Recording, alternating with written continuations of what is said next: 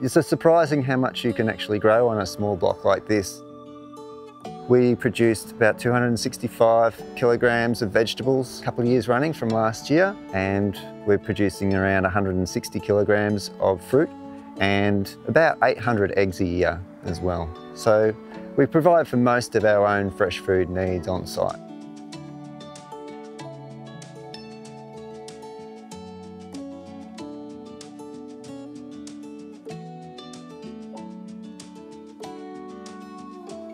Hi, I'm Richard Telford. We're in central Victoria, in Seymour, and this is our home, Abdallah House.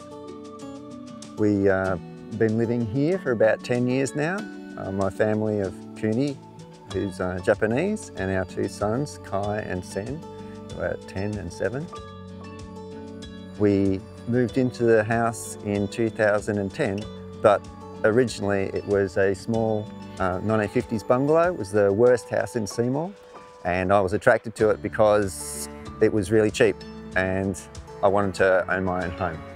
And I could see the potential of being able to transform it into making it into a place where I could demonstrate permaculture in action and illustrate the permaculture design principles. So let's take a look around the property.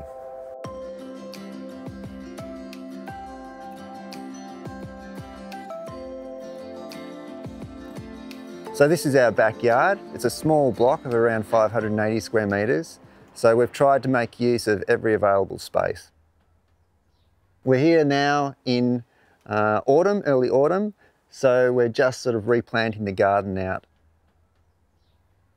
We try and make the most of the space that we have by growing up and pruning our trees. We do a lot of espaliered trees here. We also had the raised garden beds. These are made using the tiles from the original house and raising the garden beds with a drip irrigation system. We've been experimenting a bit with the wicking beds over here so we can plant onto ground that is otherwise inaccessible for plants. Kuni, being Japanese, has encouraged me to grow vegetables that are a little bit unusual for here in Australia. We've got nagaimo and shiso that we grow here, and that's a way for Kuni to incorporate some of her culture into our living here in Seymour. So I've incorporated a greenhouse into the house design, and we use that as a way to for raising our seedlings. We also use it for drying our fruits and some of our vegetables, and we have a pond also in here which helps to regulate the temperature inside the greenhouse.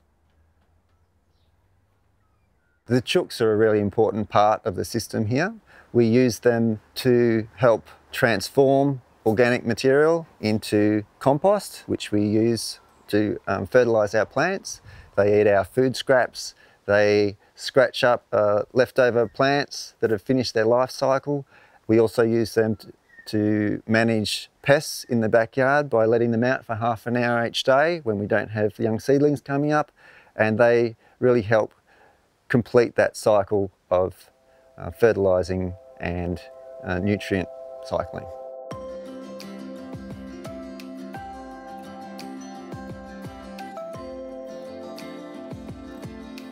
An important aspect of cycling nutrients here at Abdallah House is collecting our own human manure and composting it and feeding it back into the system.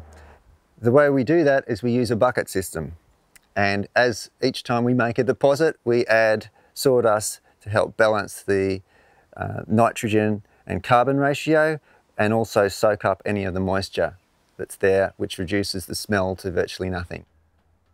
Once we've collected the bucket, we add that to our composting system. We build it up over a year and then compost that for at least 6 months to a year, and at which point we can then add that to the garden. I actually do a secondary process whereby I mix human manure with material that we collect from our chook yard, and we let that again compost and the worms come through it before it's spread out on the garden beds and with the fruit trees.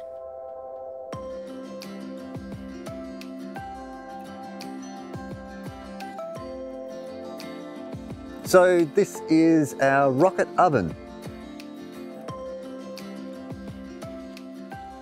One of the reasons why I wanted to have an oven outside was because in summer, because we don't have air conditioning, it's really difficult to cool a house inside. So we don't want to be generating any unnecessary heat inside.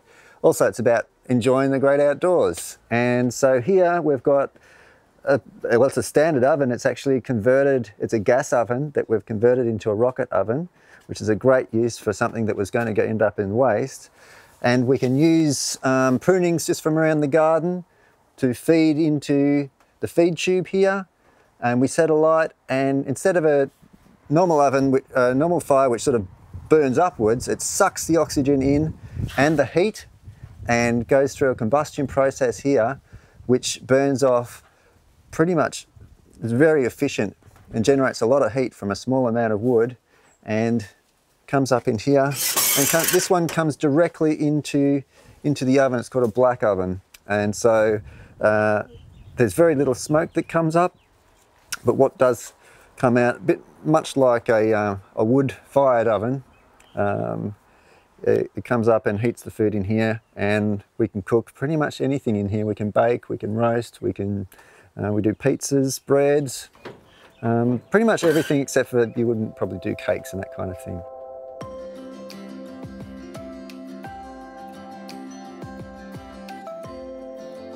Here we are inside, and this house has been orientated so it faces the sun. In the southern hemisphere, that's facing north.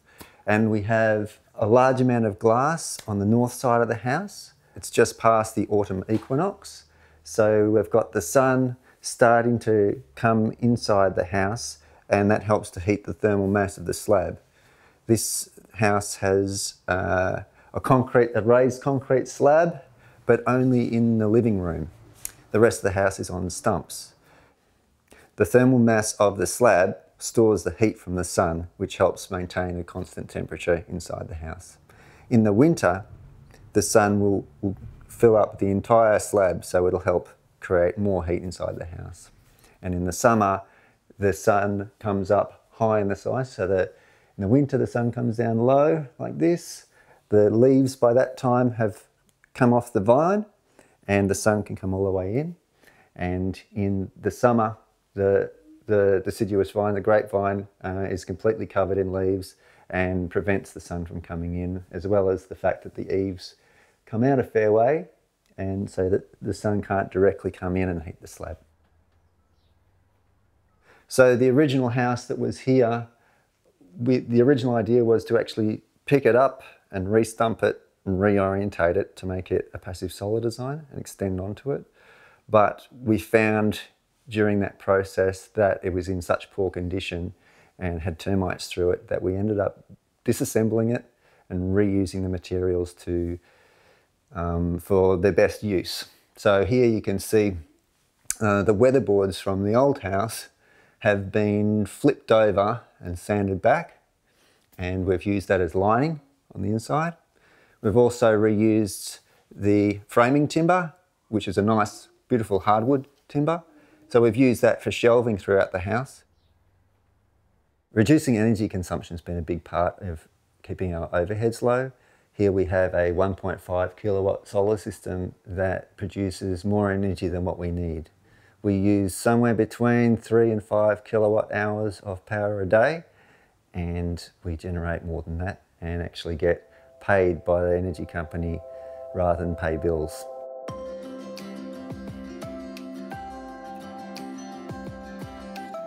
One of the elements that I really wanted to include in the house design was that of a cellar and food storage.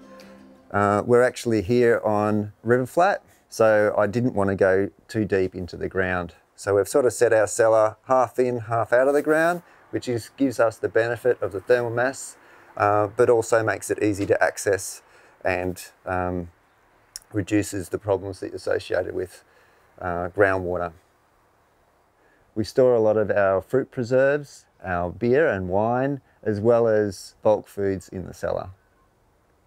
The cellar also has a cool tube, a tube of about 400 millimeters in diameter that runs from the base of the cellar all the way through, up through the house and to the pantry and the kitchen where there's a cool cupboard located. The cool cupboard draws cool air that's down lower in the cellar and helps to keep the humidity levels more balanced inside the cellar. It draws the cool air through the pipe, and as the air is drawn through the pipe that's underground, it cools to earth temperature, which is around 16 degrees. And as the air comes up through the cool cupboard, it allows you to basically have a vertical cellar in your kitchen, which is a lot easier to access than coming back outside and accessing your food outside. We also have an upright freezer in the kitchen that's been converted into a fridge. And the way that works is we have a small controller that turns the power off and on in the same way that a fridge works. This allows us to use about 20% of the electricity of a standard fridge.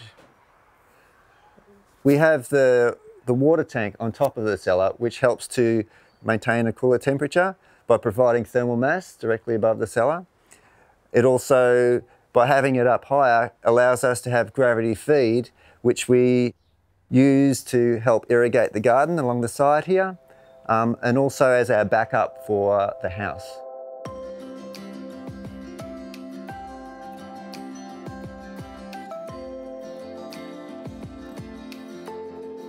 So stepping out beyond the boundaries of our own property, we have this laneway on the east side.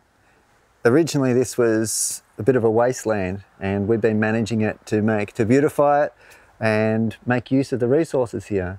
So we have rainwater runoff that we pick up in these channels, and which allows us to help store the water in the soil to feed the berries and grapes and kumquat that you see here. And the water is irrigated by both the gravity feed from the water tank and also from the runoff that we get that runs down through here underneath the driveway, fills up this large infiltration basin that goes around our summer veggie garden bed. We had a good harvest of corn and pumpkins, you can see here, that are still drying off. From there, it spills out and then comes around the front of the property, and then the overflow, if we have enough of it, comes out and irrigates these native plants that we've got right at the front.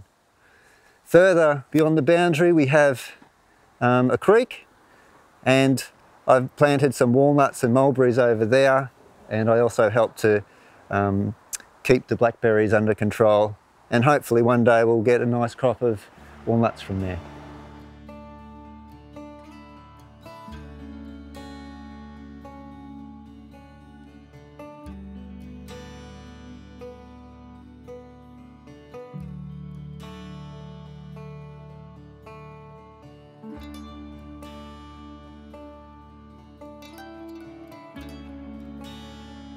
Hey everyone, I'm Jordan and this is Antoinette and we're Happen Films. Thanks for watching this first episode of our new series of permaculture tours.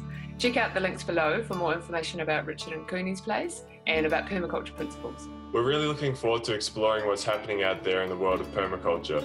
So if there's anything you'd love to see covered in this series, please leave us a comment below and we'll do our best to find an example here in Australia or here in New Zealand. And if you find our films a useful resource for your own adventures in permaculture, please consider supporting us on Patreon. When lots of people contribute as little as $1 a month, it turns into the funds we need to make our next film, and we couldn't do this without that support. See you in the next film, guys.